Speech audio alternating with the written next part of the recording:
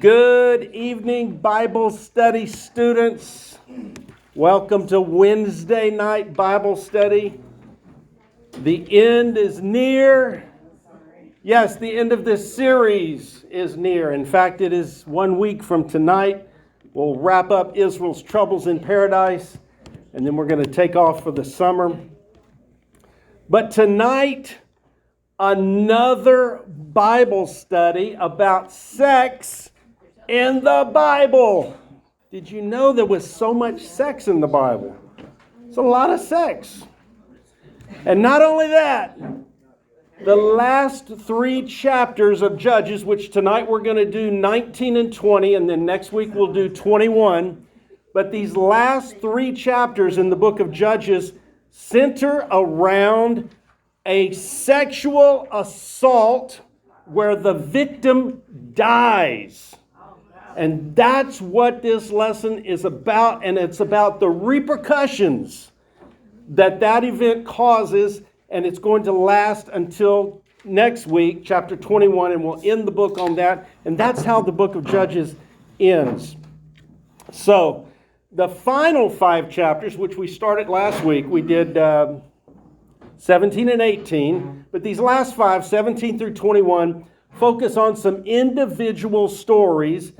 And whoever wrote the book, the author of the book of Judges, lets us have a glimpse into the personal lives, not necessarily the tribal existence, but some personal events that happen with the people of Israel in the Promised Land. And it shows us how bad they had gotten because they weren't obeying the Lord. And we all have a tendency to be very bad if we're not obeying the Lord. And so these people are like us. We're like them. We don't want to be like them in these later chapters, but we all have the ability to be evil like they were. Now, they weren't all evil, but this is a time that the Bible describes as a time when Israel had no king and everyone did what was right in their own eyes. And it seems like that's a recipe for catastrophe and confusion and destruction.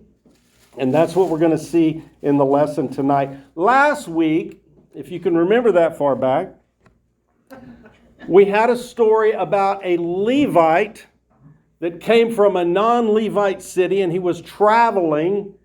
And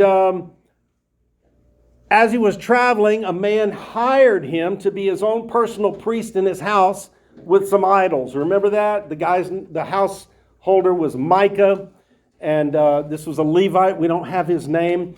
But interestingly enough, this last story in the book of Judges, it's also about a Levite. And we don't get his name, and he's traveling. So whoever put this together did some parallelism here and gave us 2 stories that both begin with a traveling Levite. So in last week, we saw how that Israel's worship of the Lord was mingled with idolatry. They were using the Lord's name, but this guy named Micah had idols in his house, and he got a Levite to be a priest. And not all Levites are supposed to be priests or qualified for the priesthood. And we saw how that the tribe of Dan came and stole his priest. Remember this? Does this sound familiar to anybody? Mm-hmm. Little bit? Okay. And the reader and the teacher. Oh, and Phil. Okay, Phil kind of... No, you weren't here, Phil. That's why it's so... Okay. That explains everything. YouTube and Facebook there for that. So we saw how that the tribe of Dan didn't like the opposition that they had in their territory that Joshua gave them, so they tried to move, and they did move part of the tribe. I don't think the entire tribe moved, but enough people moved to settle in another city outside of any tribe up at the north, and that city remained throughout the rest of the Old Testament period, or at least through the captivity. I think we ended up last week, and it said that shrine of the idol and the priest in the new city of Dan lasted until the captivity of Israel, which would have been about 500 years in the future. So it shows us that the religion of the Jews is perverted with idolatry, and tonight we're going to see how immoral they have become when they're not obeying the law of the Lord. In fact, it seems like they're just oblivious to the Lord. It's almost as if nobody knows what the Lord told them to do and how the Lord told them to live. It's just very strange, but it's been hundreds of years now, and they've been in the Promised Land, and they still haven't gotten rid of the Canaanites. Remember those people? And so those Canaanites are still influencing them. Moses said if you don't get rid of them, they're going to influence you. Joshua said if you don't get rid of the Canaanites, they're going to bring you down. In fact, I don't think we read it, but Joshua said something like they're going to be thorns in your side and goads in your eyes or something terrible like that. And that's basically about what happened, because now it seems like they can't see spiritually. They've got those thorns or those goads in their eyes. And it seemed like they just don't know. But you know what? God chose these people to bring his plan of salvation to the entire world. He didn't choose them just to save Israel. He chose them to bring the Lord Jesus into the world. And he's going to make sure that happens no matter what. He's not going to let them get so bad. We saw that with Samson. They had been under the Philistine rule for 40 years, and they never cried out to him. But he sent Samson anyway to give him a little course correction and bring him back. And tonight, it's kind of inexplicable, but somehow they get out of this mess that they've been in, and it doesn't really look like there's a lot of the Lord's working in it. They do at a couple of points call on the Lord after they've already made several big messes, and then they continue to make messes, and they continue to kill people, innocent people. And it's just, it turns into a big pile of garbage, is a nice way to say it. And so tonight, we're going to be talking about this traveling Levite. Here's what happens. He married a concubine, which is not a fully qualified wife. A lot of times the concubines lived with their parents and raised their husband's children in the home of the concubine's parents. In this case, a Levite married a concubine. She was 2 tribes away. He's from Ephraim. He had to go through Benjamin to get to Judah to get her. We're going to look at the map in a minute. And she decided she didn't want to stay with him, so she went home. And in our story, as it begins tonight, he goes to get her. And he finally gets her, and he's on his way back to Ephraim with her, and they get caught in darkness. They couldn't make the whole trip because they started late. It's kind of funny why they started late. And they get stuck, and they spend the night in the tribe of Benjamin. And that's when the troubles begin. All right. So that's your little tease for our lesson. Look at this. Yes, we're missing some words here, but I know you know what these are. This is when the Lord foretold troubles for Israel in the Promised Land. The Lord said to Moses, "Behold, you are about to lie down with your fathers, and this people will arise and play the harlot, prostitute, with the foreign gods in the land, in the midst of which they were going, and they will abandon" who? Me, the Lord speaking here, because it's in Golden. "And they will abandon me and break my covenant." Remember that? I'm going to break the covenant which I've made with them. That's basically the 10 Commandments and then the subsequent laws that came with that. "And then the Lord said, my anger will be kindled against them on that day, and I will do what to them?" Not kill them. He's going to kill some of them. It goes along with this one, right? Billy, you knew it last week. Oh, you laying low? Okay. Abandon, Kay. Thank you. "I will abandon them." They abandoned him. Now he's going to abandon them. Who's the first abandoner? Israel. "And then he's going to hide my face." He's going to hide his face from them, which means they're not going to see him. They're not going to see him. He's going to be there, but they're not going to see that he's there. It's going to be as if the Lord is absent. "And they will be consumed, and many evils," and everybody should know what this word, many evils and troubles. What's the whole series about? Troubles in the Promised Land. Y'all got one more week to learn these verses.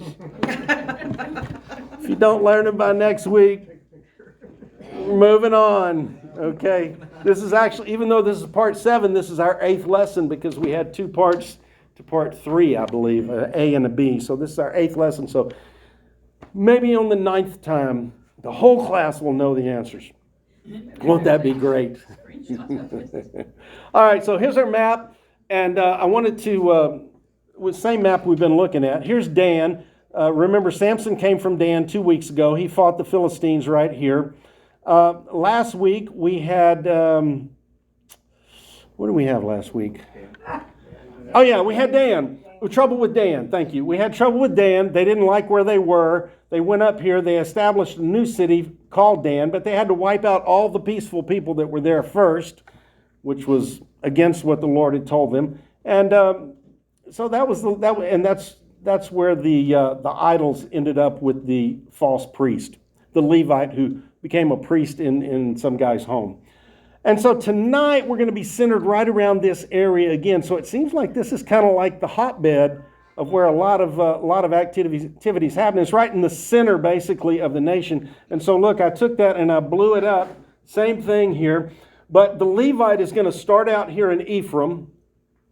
His concubine is from Bethlehem down here in Judah. Yes, that's the Christmas Bethlehem. So he's going to have to traverse Benjamin to get to Bethlehem, to get her and talk her into coming back with him, because she didn't like him, apparently. She had a good word to describe what she thought about him. We'll see that in a minute. And so he's taken her back home, and they get caught in Benjamin during the darkness, and they have to pull off the road, so to speak, and spend the night. And so that's kind of where our story takes place tonight. And then, of course, there's going to be all kinds of trouble here in Benjamin. All right. So here we go. We're going to start in chapter 19. We're going to do 19 and 20 tonight. A Levite is going to meet his concubine's father. Apparently, this was not a traditional type marriage where the groom met the bride's parents. It seems like this is the first time he meets his father-in-law. Ready, Jackie? Now it came about in those days, when there was no king in Israel, that there was a certain Levite staying in the remote part of the hill country of Ephraim, who took a concubine for himself from Bethlehem in Judah. But his concubine found him repugnant. There's that word. And she left him and went to her father's house in Bethlehem in Judah, and remained there for a period of 4 months. So they're estranged. She left him because, well, he was repugnant. That means extremely distasteful. He didn't taste good, so to speak. It also means unacceptable. She found him unacceptable. So she left. And she's been gone for 4 months, and he's tired of being without her, and he's going to go try and get her. Then her husband set out and went after her to speak gently to her, in order to bring her back, You got to speak gently.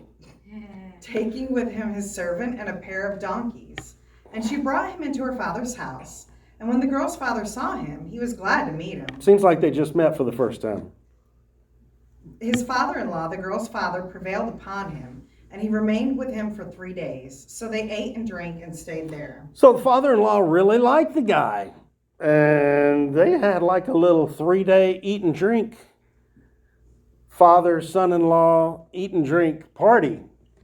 And apparently the father-in-law liked to eat and drink because he's going to try and continue this on for as long as he can. This speaking gently in the Hebrew connotates, he whispered in her ear. How about that? Maybe some sweet nothings, whatever those are. You got here after I announced that today's our 14th wedding anniversary. So it's going to be a lot of wedding talk, possibly, tonight. Possibly. I don't know. I just got the look that said maybe not. So he went to speak gently with her. That's a good way to do it. And the father-in-law said, "Hey, hang around. Let's hang out. Let's eat and drink." And you know they weren't drinking Coke, right? No, they didn't. I think they had Coke. That's right, Debbie. That's right. Probably drinking that fruit of the vine, though. You know what I mean? Because look, it continues on. So let's see what happens. Drank a lot of wine. They did. Now on the 4th day, they got up early in the morning, and he prepared to go. But the girl's father said to his son-in-law, "Strengthen yourself with a piece of bread, and afterward you may go." This guy didn't want to let him go. So So both of them sat down and ate and drank together. There you go. They started drinking again. And the girl's father said to the man, "Please be so kind as to spend the night and let your heart be cheerful." Okay, that's plain. Let your heart be cheerful, right? Have more wine. Okay? However, the man got up to go, but his father-in-law urged him, and he spent the night there again. Too much drinking all day. Couldn't make the journey. Okay, father-in-law said, no, just stay here. Okay? 5th day. Now on the 5th day, he got up to go early in the morning, but the girl's father said, "Please strengthen yourself and wait until late afternoon." So both of them ate. Apparently, in order to raise a concubine, you just have to eat and drink a lot. That's what I'm getting out of it so far. Okay, that wasn't funny to you, but I thought it was funny. So both of them ate. Oh, well, they cut out the drinking. Probably the Levite said, look, if we start drinking, I'm never getting out of here. So it just says they ate, doesn't say they drank. And so now they're going to leave. When the man got up to go along with his concubine and servant, his father-in-law, the girl's father, said to him, "Behold now, the day has drawn to a close. Please spend the night." This guy, he won't quit. "Behold, the day is coming to an end. Spend the night here so that your heart may be cheerful. See, he wants to drink again. Then tomorrow you may arise early for your journey and go home." I might be misinterpreting this, but I don't think I am, because this is just what it sounds like to me. He just wants to keep drinking. Let your heart be cheerful. The Bible tells us that wine makes men's hearts cheerful. Okay? But the man was unwilling to spend the night, so he got up and left. That's the Levite. Okay? And came to a place opposite Jebus, that is, Jerusalem. And with him was a pair of saddled donkeys. His concubine also was with him. When they were near Jebus, the day was almost gone, and the servant said to his master, "Please come and let's turn aside into the city of the Jebusites and spend the night in it." Now, this is before Jerusalem became Jerusalem. It was just called Jebus because it was occupied by the Jebusites right here, and that's one of those 7 Canaanite nations that we studied about in part 2, trouble with Canaanites. And so the servant says, look, this closest city is Jebus right here. Let's pull in. Let's stay at Jebus. And the Levite said, oh, no, we can't do that. However, his master said to him, "We will not turn aside into a city of foreigners who are not the sons of Israel. Instead, we will go on as far as Gibeah." And he said to his servant, "Come, and let's approach one of these places, and we will spend the night in Gibeah or Ramah." Okay, so this Jebus is a Canaanite city. It's the future site of Jerusalem. It's right there in Benjamin. Okay, like Leo told us, I think Sunday, that Jerusalem is in Benjamin, not in Judah, where you might think, where I used to think it was. Thank you, Leo, for educating us. And so the Levite says, oh, no, we can't stay in a Canaanite city. We're going to go to Gibeah, which is also in Benjamin. So they're trying to get through Benjamin back to his home in Ephraim. And he says, no, we got to stay. And this seems to be a big mistake. They might have been safer had they stayed in Jebus, even though it was a Canaanite city, because they're going to find some bad hombres. You know what I'm saying? Some bad hombres in Gibeah, and that's a Israel city, an Israelite city.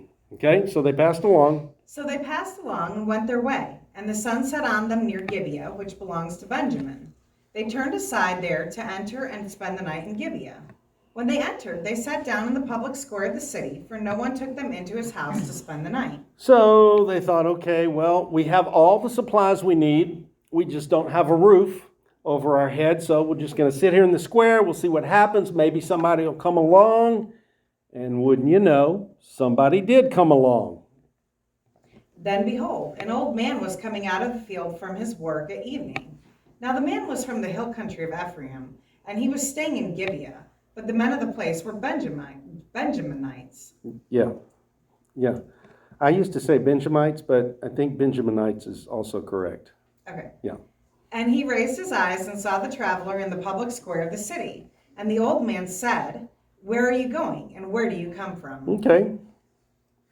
And he said to him, "We are passing from Bethlehem in Judah to the remote part of the hill country of Ephraim, For I am from there, and I went to Bethlehem in Judah. To pick up his concubine. But I am now going to my house, and no one will take me into his house. Yet there is both straw and feed for our donkeys, and also bread and wine for me, and your female slave, and the young man who is with your servants. There is no lacking of anything. The female slave, he's talking about his concubine. He said, we've got all the provisions we need for the journey. We just need a place to stay for the night. Okay? But now, look at this. The Benjaminites ask to have relations. Yes, those relations with this traveling Levite. Let's see how this happened. Then the old man said, Peace to you. Only let me take care of all your needs. However, do not spend the night in this public square.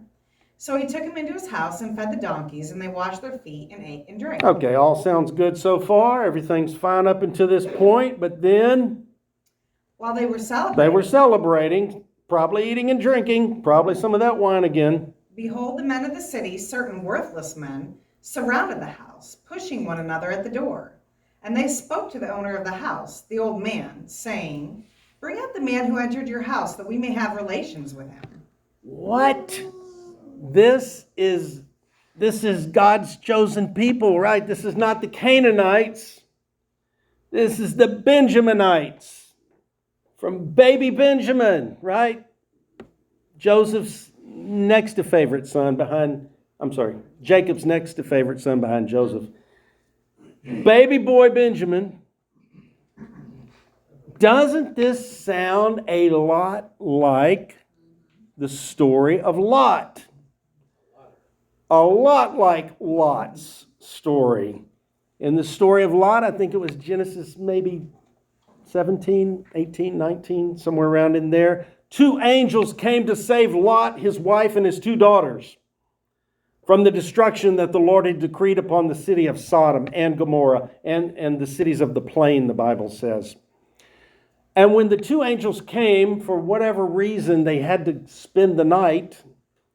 It seemed like they were going to spend the night. And the Bible says the men of the city surrounded the house. Same word. And it says in the story of Lot that they were about to break the door down, or they were trying to break the door down. And this is the same language in the Hebrew. It really means pounding on the door as if to break through. Not pounding like knock, but pounding like we're going to break the door down. Bring out the man that entered into your house. That's the Levite, traveling with his concubine wife, trying to take her home.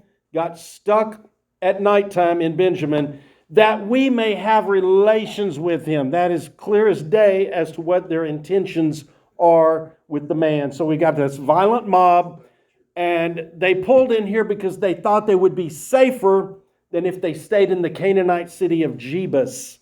But look what has happened. They are in peril of their lives, actually. We'll find that out later in the story. When the Levite retells this story, he's going to tell Israel that they were trying to kill me. Okay? All right, so look what happens. The Levite's concubine is going to be given to the mob. All right? Then the man, the owner of the house, went out to them and said to them, No, my brothers, please do not act so wickedly. Since this man has come into my house, do not commit this vile sin. Here is my virgin daughter and the man's concubine. Please let me bring them out, then rape them and do to them whatever you wish.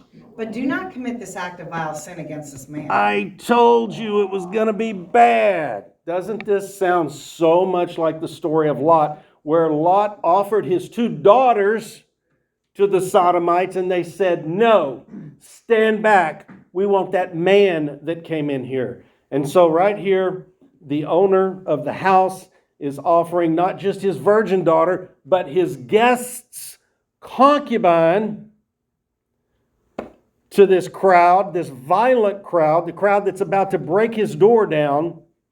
He's trying to protect the Levite, this man. Notice he calls them my brothers. I don't think he identified with them, but I feel like he's trying to somehow make peace with them. They are all children of Jacob, Israel, but the men would not listen. But the men would not listen to him. So the man seized his concubine and brought her outside to them. And they raped her and abused her all night until morning. All night, that mob mistreated this woman, attacked her, let her go. Then let her go at the approach of dawn. As the day began to dawn, the woman came and fell down at the doorway of the man's house where her master was until full daylight. So she collapsed on the doorway. Her husband was inside. It seems like he was sleeping late. He does not seem very concerned about his wife. And when we read the next paragraph, you'll agree with me. When her master got up in the morning and opened the doors of the house and went out to go on his way, then behold, his concubine was lying at the doorway of the house with her hands on the threshold. And he said to her, "Get up and let's go." But there was no answer. Then he put her on the donkey, and the man set out and went to his home. Well, he went down there to get her because he wanted her, but it doesn't seem like he valued her very much at this point. She was near death or possibly already dead at this point. We never hear from the young lady again. He puts her on one of the two donkeys, and they get out of Benjamin and they head back to Ephraim, where he's from. When he entered his house, he took a knife and seized his concubine and cut her in 12 pieces. So she's limb dead by now. limb. She's dead. Then he sent her throughout the territory of Israel. All who saw it said, "Nothing like this has ever happened or been seen from the day when the sons of Israel came up from the land of Egypt to this day. Consider it, make a plan, and speak up." All right, so now this gives us just a little glimmer of hope, because they are recognizing that this is a reprehensible, horrible atrocity that has been committed by the Benjaminites. And as I was meditating on this lesson this week, and I was just thinking about him cutting her up, the Bible doesn't say that he sent a body part to each of the 12 tribes, or it would have been 11 tribes. But I think I had always heard that preached growing up when I heard this story. And, if you take your limbs, your arms and your legs, there's exactly 12 pieces of them. 2 hands, 2 feet, 2 lower legs, 2 lower arms, 2 upper legs, 2 upper arms. So there's 12 pieces right there. That might be what this is referring to. But it was a shocking thing that the Levite did. But he's on the right track, because he's trying to shock Israel and say, look how bad it's gotten. Look what Benjamin did to my concubine. And then what does he say? Consider it. Think about it.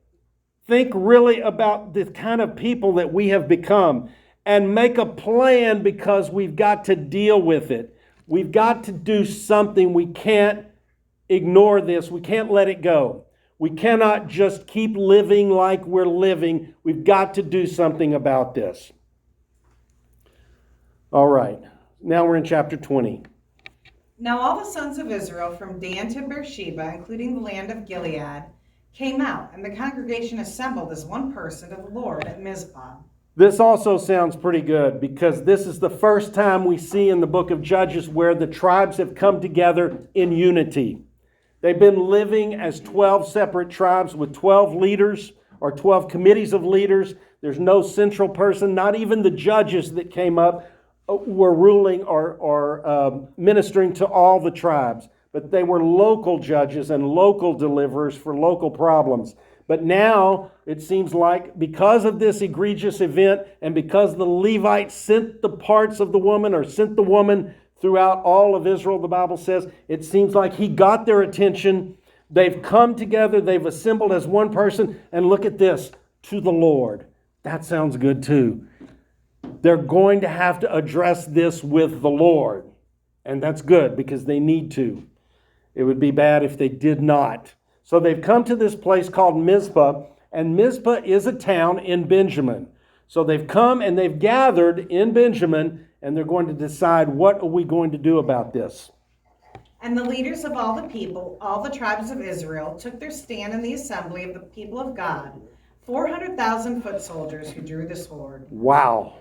This would have been over an average of over 30,000 soldiers from each tribe, an average of over 30,000 per tribe to get to 400,000 foot soldiers. That's a tremendous amount of soldiers that have gathered together. So they're serious. They're not playing. They've sent all the fighting men that they could get together. They sent them all to Benjamin to deal with this problem. Now the sons of Benjamin heard that the sons of Israel had gone up to Mizpah. And the sons of Israel said, "Tell us, how did this wickedness take place?" So they want to hear from the Levite. Benjamin knows that all of Israel is gathering together near one of their cities. And these gathered Israelites, the 11 tribes, want to know from the Levite exactly what happened. He's going to give us his version of what happened. Here it is. So the Levite, the husband of the woman who was murdered, answered and said, "I came with my concubine to spend the night at Gibeah, which belongs to Benjamin. But the citizens of Gibeah rose up against me and surrounded the house at night, threatening me. They intended to kill me. Instead, they raped my concubine so that she died. Okay. And I took hold of my concubine and cut her in pieces and sent her throughout the land of Israel's inheritance. For they have committed an outrageous sin and vile act in Israel. Behold, all you sons of Israel, give your response and advice here." An outrageous sin.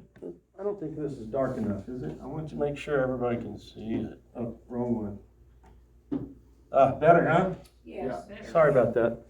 I have a bad habit of not turning it down, but I don't want you to get too sleepy. I'm loud enough to keep you awake, huh, Debbie? Yes. Yes, you are. Thank you. Thank you. An outrageous sin and a vile act in Israel. So he described it very well. And he's saying, give your response. What are we going to do? What's the advice you have? How are we going to deal with this? Okay? So they make a plan to punish the city of Gibeah in Benjamin. Then all the people rose up as one person, saying, "Not one of us will go to his tent, nor will any of us go home. But now this is the thing which we will do to Gibeah. We will go up against it by lot, and we will take 10 men out of 100 throughout the tribes of Israel, and 100 out of 1,000, and 1,000 out of 10,000, to supply provisions for the people, so that when they come to Gibeah of Benjamin, they may punish them for all the vile sin that they have committed in Israel." Okay, so this sounds really good. They're doing something about it. They've got a huge amount of soldiers gathered together, an overwhelming majority, so it should be no problem. They're going to punish this city of Gibeah in Benjamin because of the vile sin that they committed against the Levites' concubine. Did you read the last one? No. Okay, go ahead. So all the men of Israel were gathered against the city, united as one man. Notice again, we keep getting this. They come together as one person. Down here, they're united as one man. So they are really serious about this. They've got unity. They all agree that we've got to root this evil out. We've got to get rid of it. Probably we need to kill those men that perpetrated this against the concubine. Okay? That's probably what they're thinking. But look at this. What's wrong with baby Benjamin? Refuses to give up the Gibeonites, and Benjamin gets ready to do battle against the 11 tribes. So now what we've got is God's chosen people, God's holy people, the covenant people with Yahweh are about to have a civil war, and it's all over what these Benjaminites did to the concubine. Then the tribes of Israel sent men throughout the entire tribe of Benjamin, saying, "What is this wickedness that has taken place among you? Now then, turn over the men, the worthless men who are in Gibeah, so that we may put them to death and remove this wickedness from Israel." All right, this was what should have been done. They should have put those people to death because that's what the law said. When you've done something like that, you were deserving of death. But Benjamin is not going to comply. Benjamin is going to refuse to obey the commands of the Lord. They're not going to turn over the worthless men. But the sons of Benjamin would not listen to the voice of their brothers, the sons of Israel. Instead, the sons of Benjamin gathered from the cities to Gibeah to go out to the battle against the sons of Israel. So the Benjaminites are coming out of all of the Benjaminite cities. They're coming to this one Benjaminite city called Gibeah. They're ready to fight the 11 tribes. That doesn't sound good, does it? There's 400,000 soldiers from the 11 tribes waiting. And Benjamin is going to give it all they've got. I don't see how it's going to be worth it, though. But now the 11 tribes of Israel are going to inquire about the battle with the Lord. That sounds great, too. Okay? From the cities on that day, the sons of Benjamin were counted, 26,000 men who drew the sword, besides the inhabitants of Gibeah who were counted, 700 choice men. Out of all these people, 700 choice men were left-handed. Each one could sling a stone at a hair and not miss. These were sharp shooters, so to speak. Sharp shooters with a sling and a stone. Didn't say how far away the hair was, but I couldn't hit it if it was right there anyway, probably. So these guys knew how to aim and throw the stone, and that's quite a lethal projectile. Ask Goliath. Well, that hasn't happened yet, but you can ask him later about those slinging stones. So they're left-handed. They're very good at slinging the stone. They can hit a hair and not miss, but there's just not many of them. They're going against 400,000. But yet, the Benjaminites are on their home turf, right? They've got that home field advantage. They know where everything is. They know the roads. They know the lay of the land. That might prove to help them. But still, how terribly outnumbered they're outnumbered more than 10 to 1. Okay? Then the men of Israel besides Benjamin were counted, 400,000 men who drew the sword. And all of these were men of war.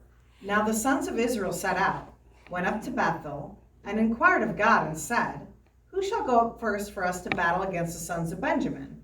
Then the Lord said, "Judah shall go up first." Notice that they got an answer from the Lord. Well, it was probably because they went to Bethel where the tabernacle was, and they got the high priest involved. And when the high priest used the Urim and the Thummim, those two things that were in his breastplate, whatever they were, rocks or sticks or something that they used to get answers from the Lord, you always got an answer. It was either one or the other. There was no time when the priest would reach in there, and I don't think, it doesn't say, but it seems like when he put his hand in there that he would always pull out one or the other, either the Urim or the Thummim, and one meant this and the other meant that. And they would assign the meanings before he did the reach in and pull out, so that when he pulled out whatever that object was, probably a stone, they would know this is the answer from the Lord. It doesn't seem very high-tech or spiritual, but that's the way they did it. And the Lord used the Urim and the Thummim to lead his people, because they came to the high priest to inquire of the Lord. So they come and they say, who's going to go up first? And wouldn't you know, it's Judah, because Judah's the leader tribe, right?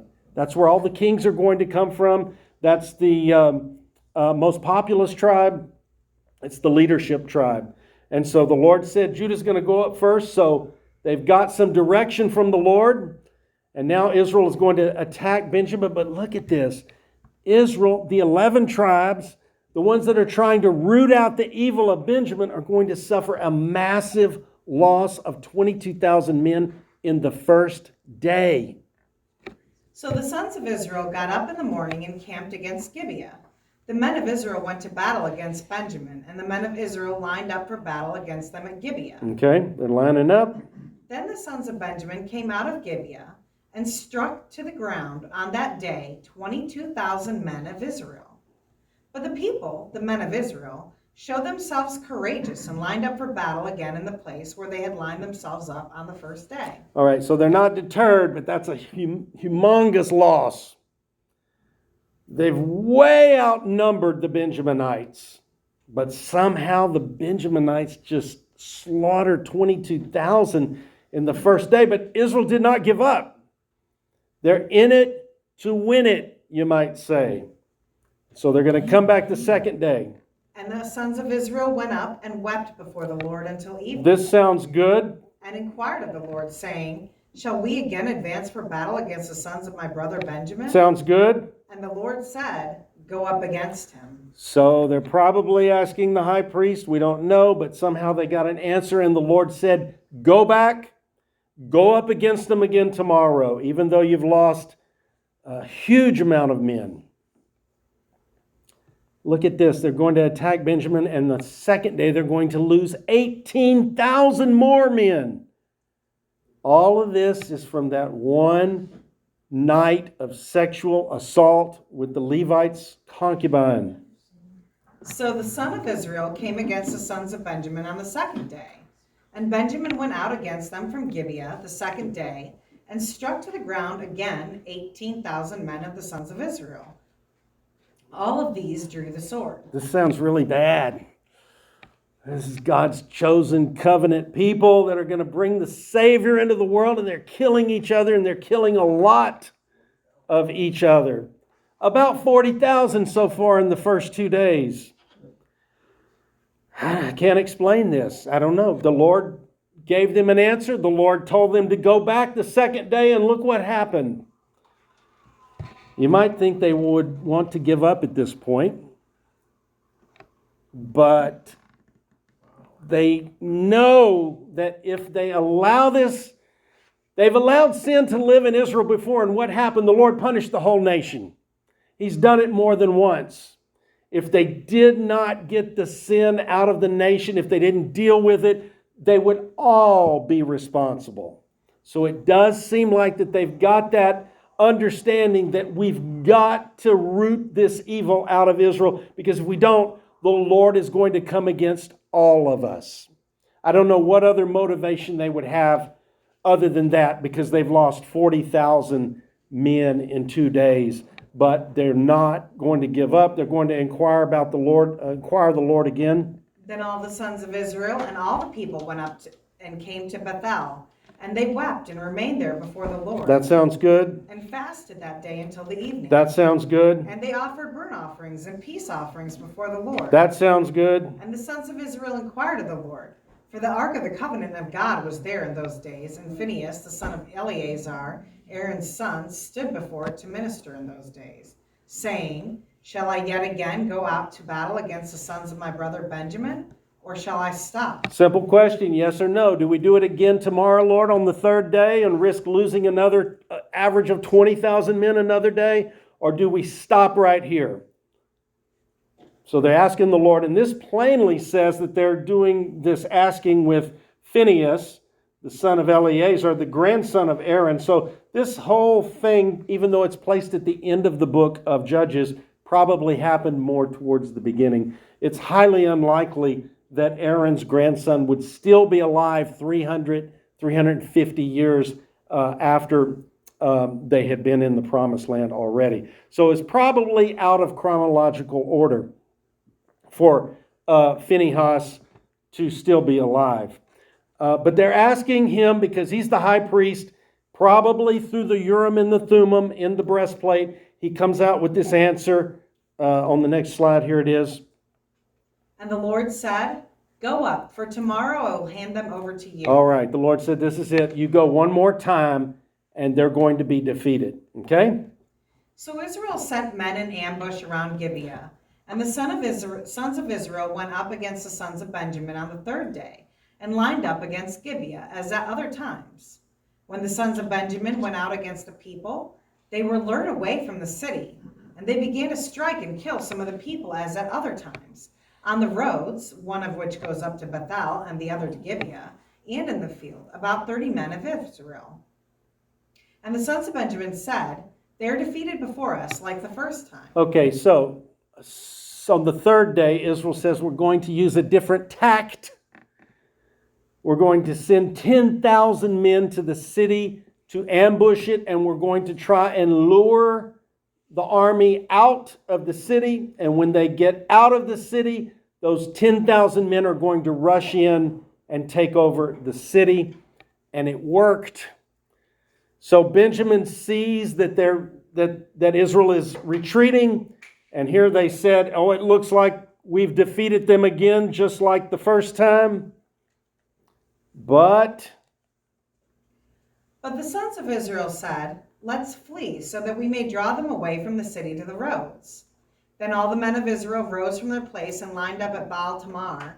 And the men of Israel in ambush charged from their place from Merah-Geba. all right, so the main force of Israel falls back to draw the Gibeonites out, or the Benjaminites out. And when they do, the 10,000 men of ambush go into the city. When 10,000 choice men from all Israel came against Gibeah, the battle became fierce. But Benjamin did not know that disaster was close to them. And the Lord struck Benjamin before Israel, so that the sons of Israel destroyed 25,100 men of Benjamin that day, all who drew the sword. Now, we're not getting the body count on the side that loses, or the side that wins each day. We're only getting the death toll of the loser. So we don't know what the other side has lost. But on the third day, Benjamin suffers 25,100 men lost. So now we're up to 65,100 men, at least at a minimum, that have died over this event of these homosexual Benjaminites abusing and killing the Levite's concubine overnight. Wow. This is God's holy people. They don't sound very holy. They sound like the Canaanites. Now, 10,000 men of Israel are going to ambush the city. So the sons of Benjamin saw that they were defeated. When the men of Israel gave ground to Benjamin because they relied on the men in ambush whom they had set against Gibeah, the men in ambush hurried and rushed against Gibeah. The men in ambush also deployed and struck all the city with the edge of the sword. Now the agreed sign between the men of Israel and the men in ambush was that they would make a great cloud of smoke rise from the city. Okay, so the 10,000 in ambush said, when we get in there and we've secured the city, we're going to set fires so that you can see the smoke. And you know, when you see the fires, the smoke, that we've taken over the city of Gibeah. You'll know that when you see it burning. Then the men of Israel turned into battle, and Benjamin began to strike and kill about 30 men of Israel. For they said, undoubtedly they are defeated before us, as in the first battle. Okay. But when the cloud began to rise from the city in a column of smoke, Benjamin looked behind them, and behold, the entire city was going up in smoke to heaven.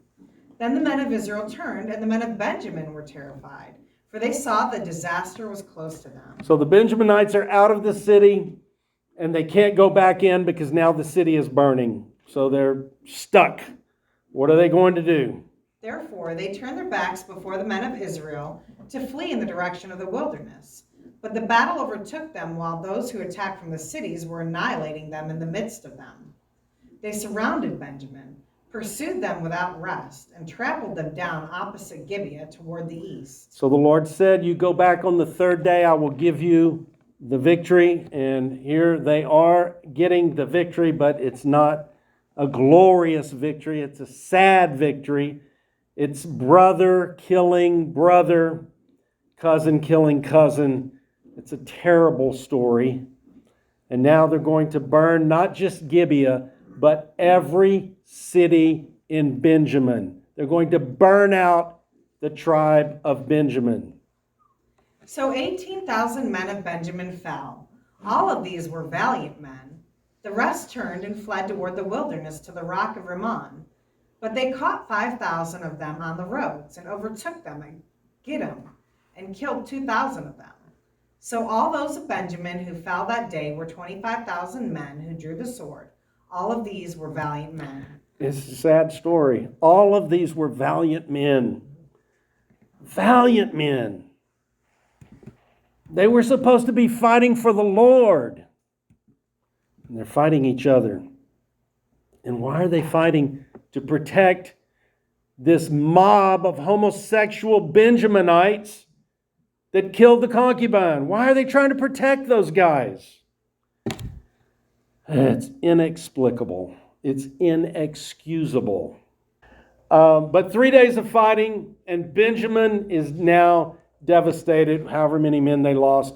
Let's keep reading. We're going to find out that they lost almost everybody. Let's see what happened. But 600 men turned and fled toward the wilderness to the rock of Rimmon, and they remained at the rock of Rimmon for 4 months. Okay, so we know that 600 men, it says clearly, 600 men turned and fled and went and hid. The men of Israel then turned back against the sons of Benjamin and struck them with the edge of the sword, both the entire city with the cattle and all that they found. They also set on fire all the cities which they found. It's not very hard to find a city. They're big. You can't hide them. So really what this is saying is they went through the tribe of Benjamin and burnt all the cities. And come to find out, we'll learn in next week and next chapter, they killed everybody, men, women, children, animals in every city of Benjamin except for the 600 that managed to escape. So the tribe of Benjamin is effectively wiped out because even though there's 600 men, there's no children, there's no women. When these 600 die, what's going to happen? There will be no more baby Benjamin. Isn't it crazy that God would choose the very first king of Israel to come from Gibeah? And yes, and Benjamin, yes. Saul is going to come from this town, Gibeah, later. So they're going to rebuild and re-inhabit it. As a matter of fact, somewhere in my notes it says that archaeologists have found an ash layer in Gibeah that corresponds to about 1200 BC, which would have been the time of this burning of the city. So it's been corroborated with modern archaeology. So they set on fire every city of Benjamin which they found, which I'm pretty sure is all of them. You can't really hide a city. So now, that's... Was Jericho at Benjamin? On my map it is. I think so, yeah. I think so. It probably got burned down. Yep. So, without going into next week, we're going to end it right there because that's where the chapter ends, and it's such a sad, bad story tonight. I wish I could make you feel better as you go home. But Leo's already given us a ray of hope because we know that Gibeah is going to come back because Saul's going to come from there. Whatever good he did, right? But they're going to come back. But right now, we're going to leave them hanging with 600 men hiding up in the hills somewhere. And at this point, they have no hope of regenerating the tribe of Benjamin. No hope of regenerating the tribe of Benjamin. So here's your Bible study to go. Judges 19 and 20, which is what we covered tonight, shows how far Israel is from serving the Lord. Specifically, I'm sorry I got to recap it, but here it is again in one big ugly screen. Homosexual Benjaminites try to assault a traveling Levite. The Levite's host offers his virgin daughter and the concubine to an aggressive mob of homosexuals. The continuous rape of the concubine all night by the homosexuals. We're just listing all the things that show how far they are from serving the Lord. The Levite's indifference towards the concubine the next morning, he just said, "Get up and let's go." The unwillingness of Benjamin in confronting the homosexual murderers or turning them over to Israel so that Israel could judge them if Benjamin didn't want to judge them. The tremendous loss of life for all the tribes of God's people in this senseless civil war. It was all over the death of that one woman. And yes, that was terrible. But did so many of God's people have to die for no reason? They could have just turned over the killers and it would have been over with. But Benjamin refused. And then we end up with the near annihilation of Benjamin. You'll have to come back next week to find out how Benjamin gets regenerated. They're going to do 2 more really bad things in order to regenerate Benjamin. They're both terrible. But yet, through those two events, they do allow these 600 men to procreate and to regenerate the tribe of Benjamin that was near extinction. Israel's troubles in the promised land continue because they're disobeying the Lord. And they're tolerating the Canaanites, and there's idolatry living among them. I'm sorry it's so bad and depressing, but get some comfort food. We've got desserts over here. That might make it feel a little better. Pizza's back there in the back. Don't forget to come next week. It's our final lesson in the series, Israel's Troubles in Paradise, and it's going to be a little more trouble with Benjamin, but eventually we're going to get him out of the hole, barely. God bless you. Thanks you for coming tonight, and I'll see you